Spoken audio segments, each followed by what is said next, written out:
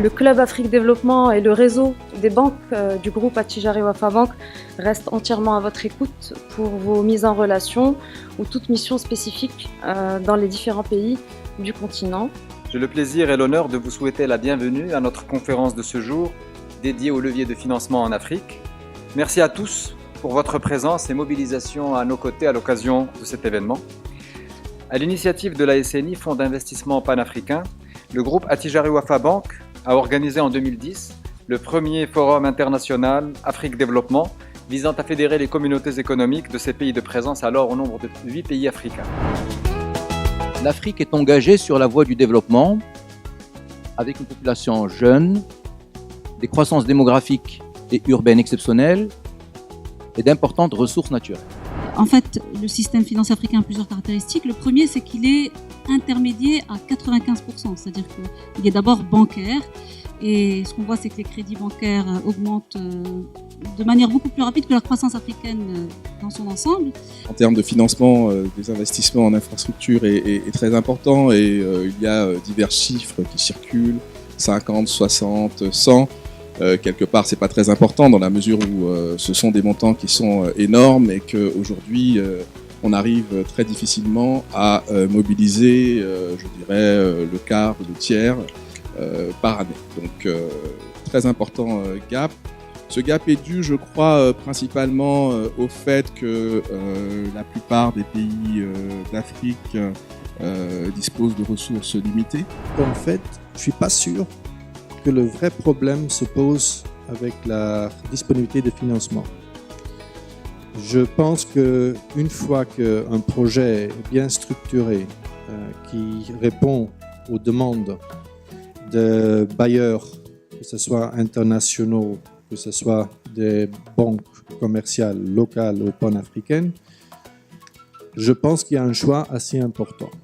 On a parlé de financement de projets, infrastructures, des prises de participation et des investissements. Ce que je vous propose, c'est qu'on se concentre un peu plus sur le financement des PME. Parce qu'en Afrique, les PME constituent la majeure partie du tissu économique africain. Effectivement, le tissu économique africain est composé de PME, de très petites entreprises, d'un secteur informel qui est énorme.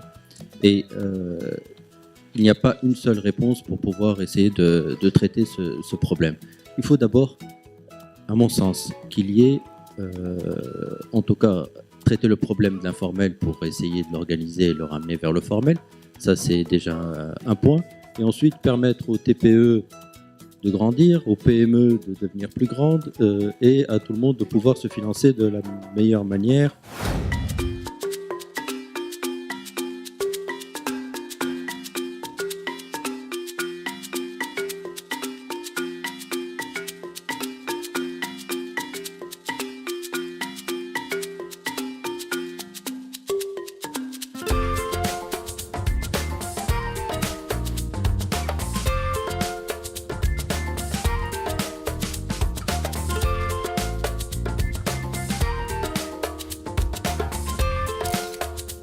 Je remercie le Club Afrique Développement de nous avoir invités ici.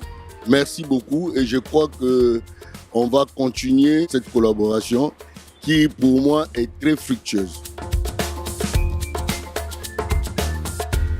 Je suis très heureux d'avoir participé à ce forum Afrique Développement qui devient une réalité pour la coopération Sud-Sud. Et je remercie ma banque de nous avoir donné l'opportunité de venir assister à ce forum qui a été très enrichissant et comme habituellement sur la thématique de finances. J'arrive à Fabank de nous faire sortir et voir certaines